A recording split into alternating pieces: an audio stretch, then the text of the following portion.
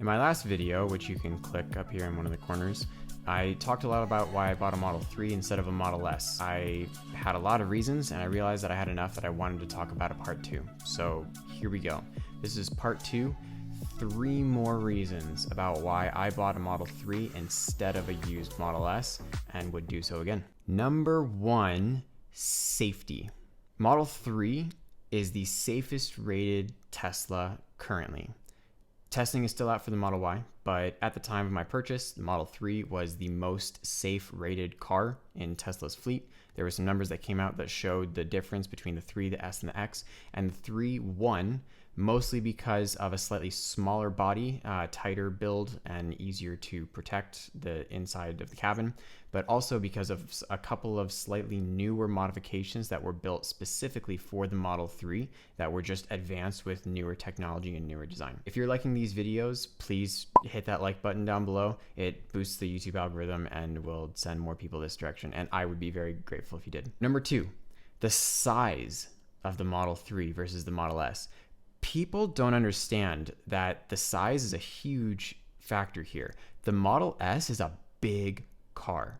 The Model 3 is a normal sized car. I measured my garage space and I measured the Model S and the Model 3. And as it is, my Model 3 fits just fine. The Model S would have barely fit in the garage every single time I parked, and I would never have been able to open the trunk once it was in there. And that to me is a bummer. But also, the Model S is a wide car too, besides being just long. And width will apply a lot if you're trying to park somewhere between 2 other cars, or if you're, making turns. And I've driven both the Model 3 and the Model S extensively, and I did so before I made my purchase too. And I really prefer the handling on a smaller car. And keep in mind, smaller does not mean a small car. The Model 3 is a normal sized sedan. And I'd prefer having a normal sized sedan than I would having a large luxury sedan. So that to me was a very big difference. Also, along the lines of size, the headroom in the Model 3 is actually a lot taller than it is in the Model S, which is interesting.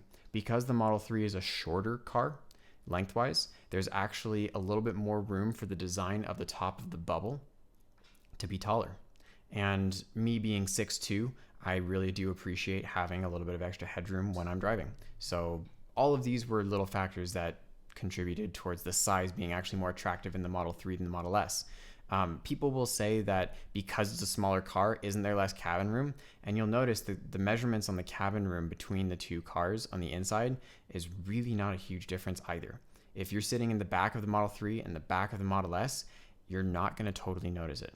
So, or in my opinion, I have not noticed it when I've sat behind in both cars. 3, the air system. Now, this is getting a little bit specific, but let me explain. The air system in the Model 3 is better than the Model S or the Model X for more than one reason. First, it's more powerful. Besides having a little bit less cabin space to have to circulate, the air system is just more upgraded in the Model 3. If you blast it at full power in the Model 3, you will feel it blowing back your hair and everything. If you do the same thing in the Model S or the X, you'll notice it's not nearly as powerful. And that's one of the biggest factors that I experienced as a Tesla salesperson, especially in Las Vegas, where it gets excruciatingly hot. I had a lot of customers that would say immediately, wow, this air conditioning is amazing.